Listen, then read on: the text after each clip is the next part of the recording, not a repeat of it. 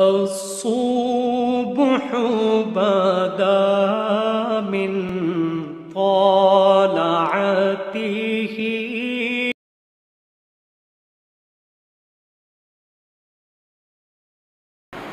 بسم اللہ الرحمن الرحیم۔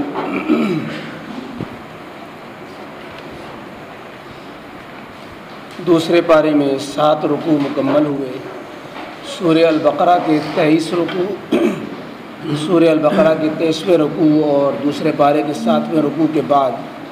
آیت نمبر 188 کے بعد ہے اگلا رکوع یسألونک عن الأہلہ۔ اعوذ باللہ من الشیطان الرجیم، بسم اللہ الرحمن الرحیم۔ یسألونک عن الأہلہ قل هي مواقیت للناس والحج وليس البر بأن تأتوا البيوت من ظهورها ولكن البر من اتقى وأتوا البيوت من أبوابها واتقوا الله لعلكم تفلحون۔ صدق اللہ العظیم۔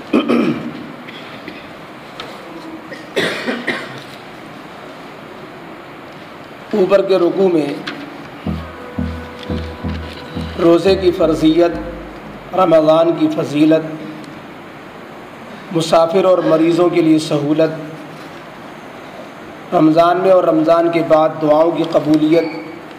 رمضان کی راتوں میں بیویوں اور کھانے پینے کی اجازت،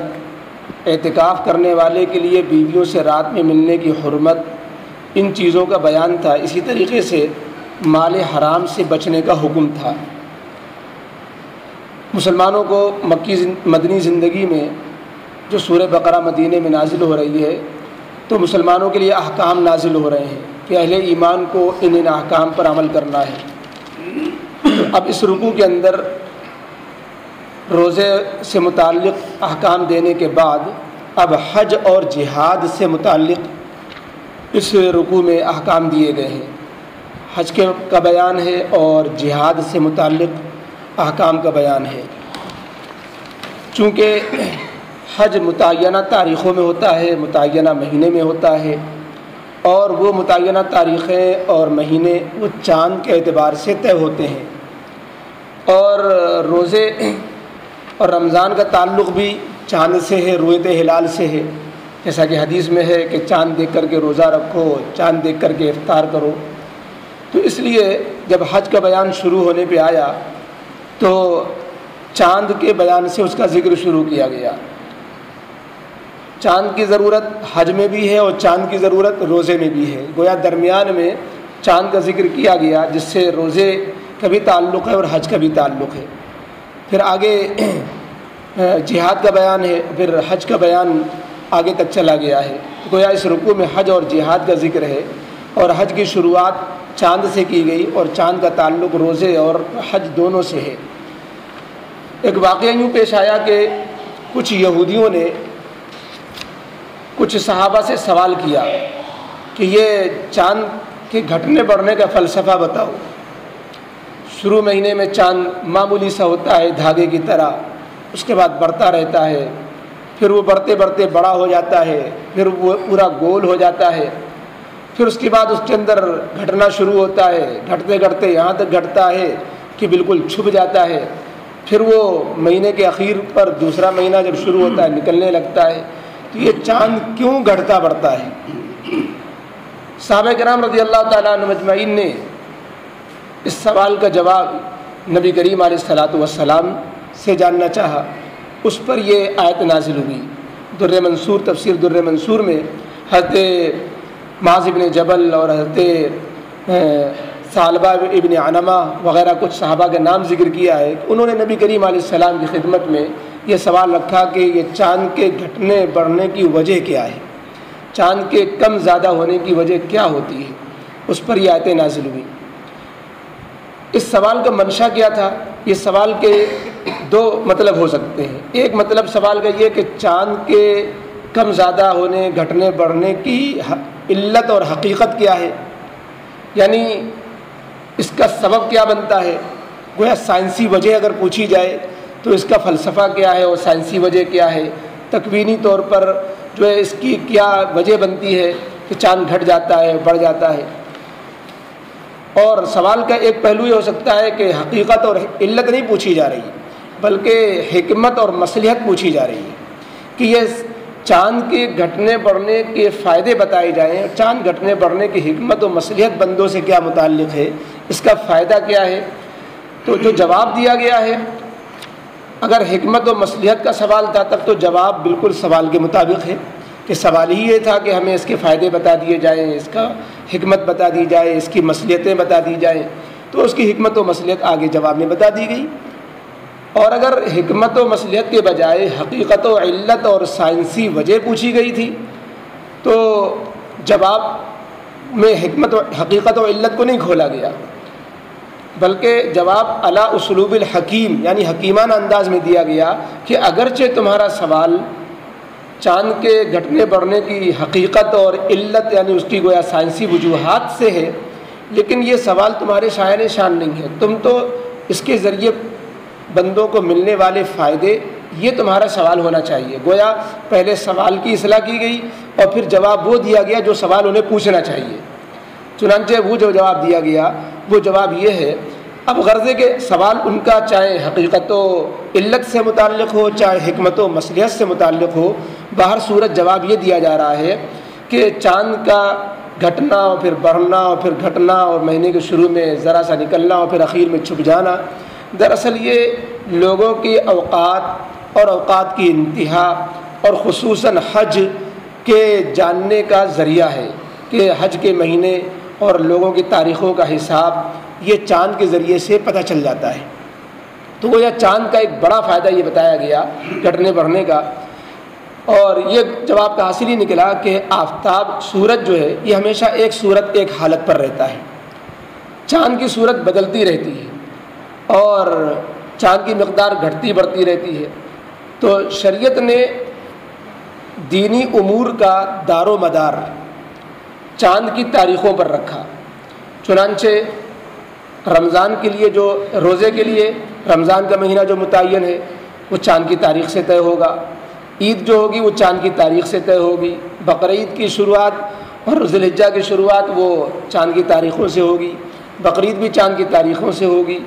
شب برات ہے وہ بھی چاند کی تاریخ سے متعین ہے۔ اسی طریقے سے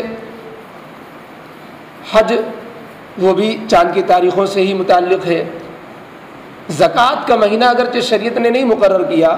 بلکہ سال گزرنے پر ہے، لیکن سال گزرنے کے اندر بھی یہ معتبر ہے کہ چاند کی تاریخ کے اعتبار سے 12 مہینے گزر جائیں۔ اگر کوئی شخص چاند کی تاریخ کے اعتبار سے 12 مہینے کے بجائے انگریزی حساب سے 12 مہینے جوڑے گا تو 36 مہینے میں وہ 1 سال کی زکوٰۃ کی ادائیگی اس کی کم ہو جائے گی۔ چونکہ چاند کے اعتبار سے جو سال ہے وہ سورج اور انگریزی تاریخ کے اعتبار سے 10 دن چھوٹا ہوتا ہے، تو 36 سال کے اندر 1 سال کی زکوٰۃ کی ادائیگی میں کمی پڑ جائے گی۔ تو اس لیے قرآن نے بیان کیا کہ یہ جو چاند ہے یہ لوگوں کے لیے تاریخ، اوقات اور ان کے مہینے اور خصوصاً حج سے متعلق، یا حج کو الگ کر کے خصوصیت کے ساتھ اس لیے ذکر کیا کہ انہوں نے حج کے اندر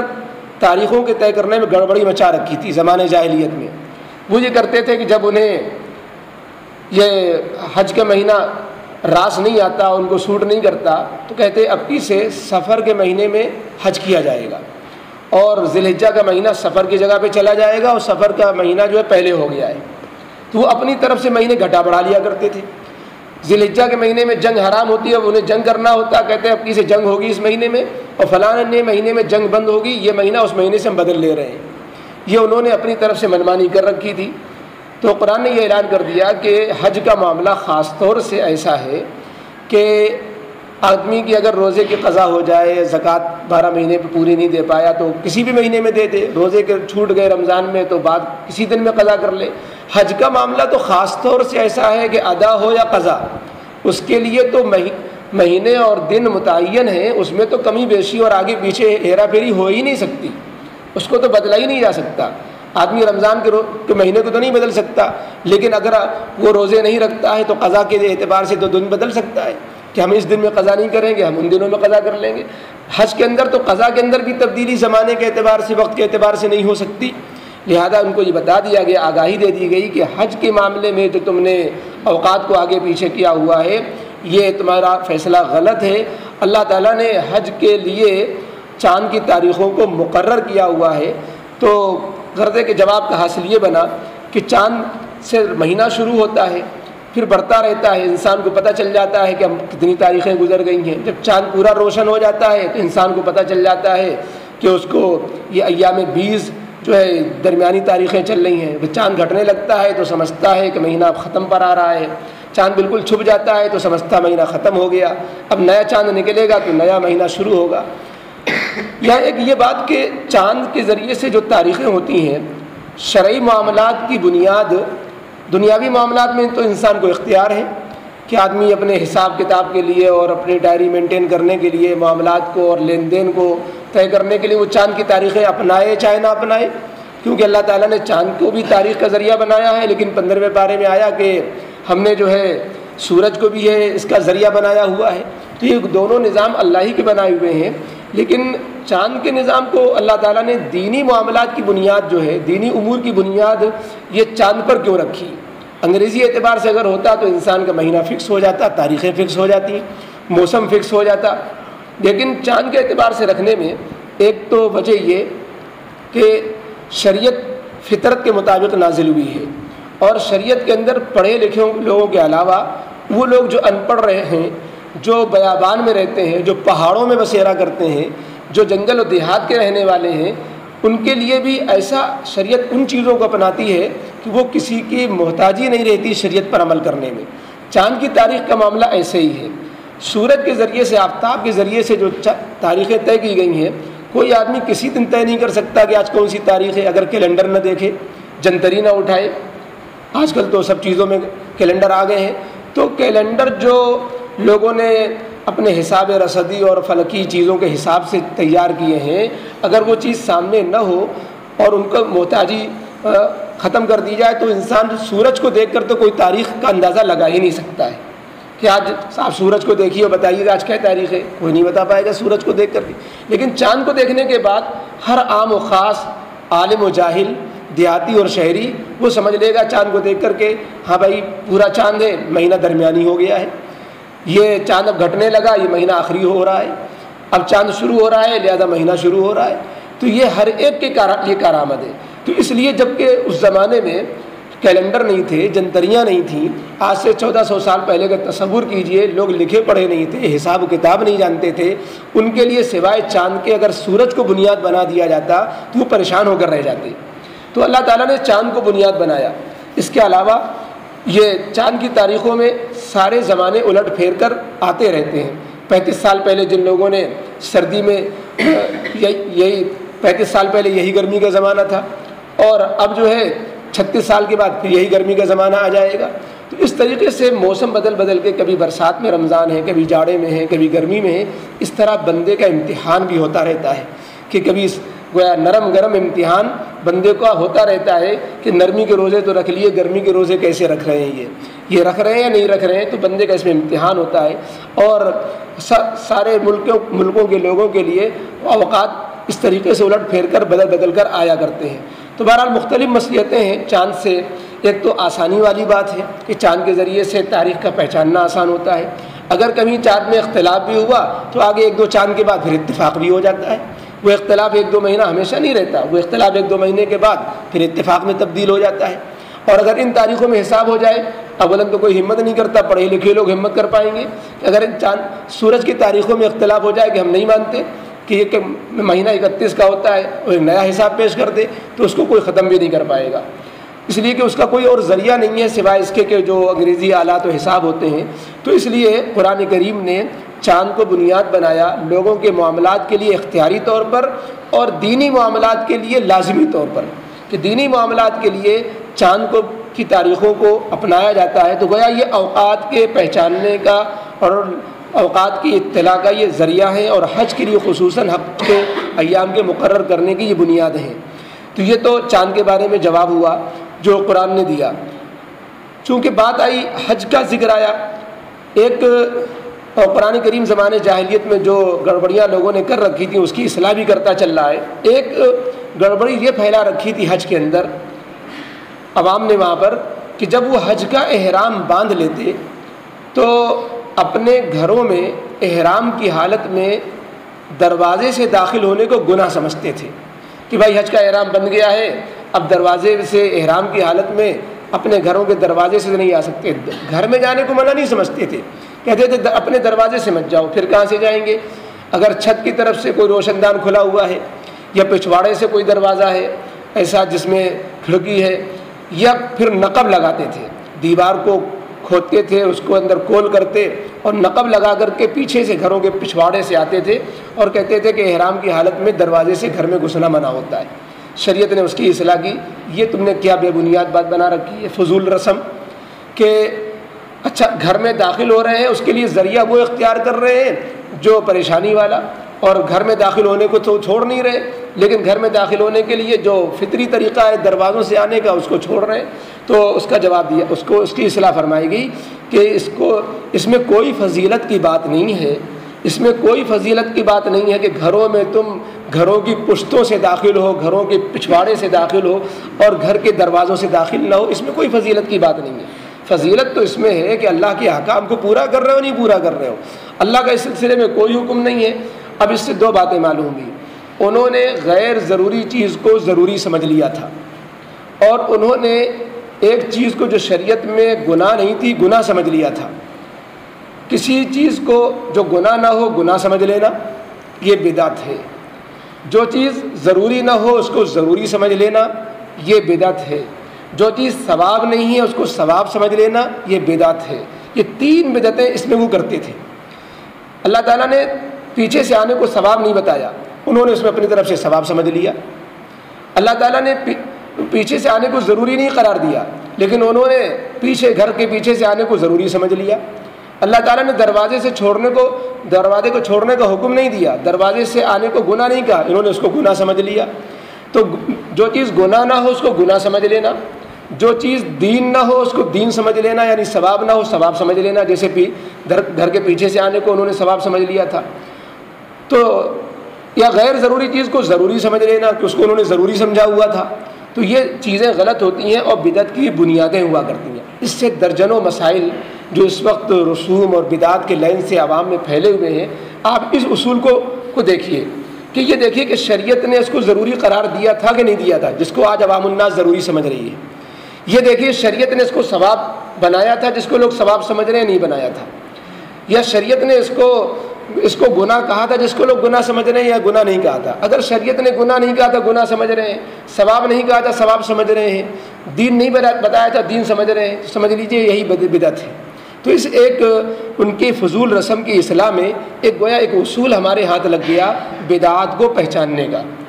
تو اس کو یہاں پر بیان کیا گیا کہ اس میں کوئی فضیلت کی بات نہیں ہے کہ تم اس کو نیکی سمجھ رہے ہو کہ گھر کے دروازے کو جس کو منع نہیں کیا گیا تھا اس کو جو ہے منع سمجھ رہے ہو، پیچھے سے آنے کو ضروری نہیں کہا گیا تھا تم ضروری سمجھ رہے ہو، اس کو ثواب نہیں بتایا گیا اس کو ثواب سمجھ رہے ہو۔ یہ کوئی نیکی کی بات نہیں ہے کہ گھروں کی پشت کی طرف سے تم اپنے گھروں میں آؤ، لیکن نیکی کی بات تو یہ ہے کہ اللہ کے احکام نہ ٹوٹنے پائیں۔ آج کل جو لوگ بھی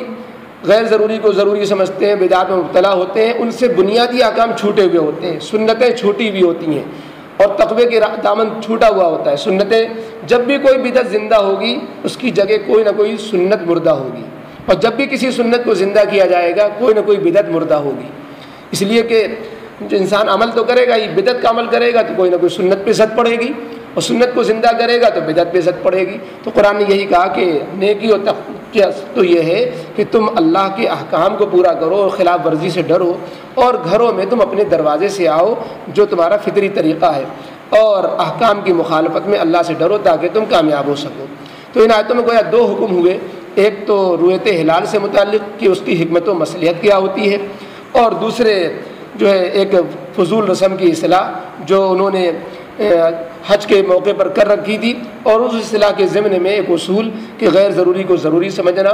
جو غیر ثواب ہو اس کو ثواب سمجھنا، جو گناہ نہ ہو اس کو گناہ سمجھنا، یہ بدعت و غلط ہوا کرتا ہے جیسا کہ اس آیت سے معلوم ہوا۔ فرمایا یسألونک عن الأہلہ، یہ لوگ یعنی صحابہ آپ سے سوال کرتے ہیں چاند کی حکمت و مصلحت کے بارے میں، یا چاند کے گھٹنے بڑھنے کی کیفیت حالت اور اس کے بارے میں واقفیت چاہتے ہیں۔ صحابہ کرام رضی اللہ تعالیٰ عنہ اجمعین، حضرت عبداللہ بن عباس رضی اللہ تعالیٰ عنہ فرماتے ہیں کہ نبی کریم علیہ الصلاۃ والسلام کی عظمت و ہیبت کی وجہ سے سوال کرنے کی ہمت و جرأت نہیں جٹا پاتے تھے۔ نبی کریم علیہ الصلاۃ والسلام کا ادب اور آپ صلی اللہ علیہ وسلم کا عظمت و رعب مانے ہوتا تھا، اسی لیے اور انبیاء کے مقابلے میں صحابہ سے جو سوالات منقول ہیں وہ گنے چنے ہیں۔ پورے قرآن کریم میں 14 جگہ سوالات آئے ہیں۔ ایک گزر چکی جگہ آیت نمبر غالباً ایک رکوع پہلے ایک آیت نمبر 186 میں وَإِذَا سَأَلَكَ عِبَادِي عَنِّي فَإِنِّي قَرِيب، اور یہ دوسرا سوال ہے۔ سورہ بقرہ کے اندر 6 سوال اور آ رہے ہیں، وہ کل سوالات جو سورہ بقرہ میں آئے وہ 8 ہیں، اور 6 جگہ اور باقی صورتوں میں سوال آئے ہیں۔ تو قرآن کریم میں جو صحابہ کے سوال منقول ہیں، نقل کیے گئے کہ صحابہ نے سوال کیا اور نبی کریم علیہ السلام نے وحی اور اللہ کے حکم سے جواب دیا، وہ کل 14 جگہ ہیں۔ باقی کچھ سوالات احادیث میں آئے ہیں، تو وہ گنے چنے ہیں۔ اور انبیاء کے مقابلے میں کہ ان کی امتیں اپنے انبیاء کو بعض دفعہ سوال کر کے دق کرتی تھی، جیسے بنی اسرائیل کا معاملہ کہ ایک سوال میں کتنی شقیں نکال ڈالتے تھے وہ، سورہ بقرہ میں گائے کی ذبح کرنے کے معاملات میں گزرا۔ تو اس آیت کے تحت میں حضرت عبداللہ بن عباس نے یہ صحابہ کی شان کو اور ادب کے پہلو کو لکھا، اور یہ کہ یہ سوال بھی کرنا پڑا کیونکہ یہودیوں نے ان سے سوال کیا تھا، تو اس لیے انہوں نے نبی کریم علیہ السلام سے اس کا جواب جاننا چاہا، تو یہ آیت نازل ہوئی۔ یسألونک عن الاہلہ، وہ آپ سے پوچھتے ہیں چاند کی حال کے بارے میں یا گھٹنے بڑھنے کی کیفیت اور اس کی مصلحت کے بارے میں۔ قل ہی مواقیت للناس والحج، آپ جواب میں کہیے کہ یہ چاند کا گھٹنا بڑھنا اور یہ چاند کا طلوع غروب مواقیت للناس والحج، لوگوں کے لیے اوقات کے پہچاننے کا ذریعہ، مہینے کے اختتام اور ابتدا کے پہچاننے کا ذریعہ، جس کے ذریعے وہ اپنے معاملات کو طے کرتے ہیں، عدتیں اور حیض، اور اس کی طریقے سے اجارہ یا رضاعت یا زکوٰۃ یا روزہ اور حج، یہ سب امور جو ہے اسی سے وابستہ ہوتے ہیں، خصوصاً حج کہ یہ تو ادا ہو یا قضا، حج کے زمانے کے علاوہ مقررہ تاریخوں کے علاوہ ادا ہو ہی نہیں سکتا۔ وَلَيْسَ الْبِرُّ بِأَن تَأْتُوا الْبُيُوتَ مِن ظُهُورِهَا، اور حج کے سلسلے میں جو ان کے ہاں ایک فضول رسم چل پڑی تھی، اس کے لیے قرآن نے اصلاح کی، فرمایا یہ کوئی نیکی و فضیلت کی بات نہیں، بِأَن تَأْتُوا الْبُيُوتَ مِن ظُهُورِهَا، کہ تم حج کا احرام پہن لینے کے بعد تم اپنے گھروں میں آتے ہو، گھروں کی پشت کی طرف سے، یہ کوئی فضیلت کی چیز نہیں ہے، تم نے غیر ثواب کو ثواب بنا رکھا ہے۔ وَلَكِنَّ الْبِرَّ مَنِ اتَّقَىٰ، لیکن اصل نیکی کی بات تو یہ ہے کہ جو اللہ سے ڈرے اور اللہ نے جو احکام نازل کیے ان پر عمل درآمد کرے۔ وَأْتُوا الْبُيُوتَ مِنْ أَبْوَابِهَا، لہذا اس فضول رسم کو چھوڑو اور جب ضرورت پڑے تو اپنے گھروں میں ان کے اپنے دروازوں سے ہی داخل ہو۔ دروازے سے داخل ہونا کوئی گناہ نہیں ہے، بغیر گناہ کہ تم نے گناہ سمجھ لیا، یہ خود گناہ ہے۔ وَاتَّقُوا اللَّهَ لَعَلَّكُمْ تُفْلِحُونَ، اور اللہ سے ڈرتے رہو تاکہ تم کامیاب ہو سکو۔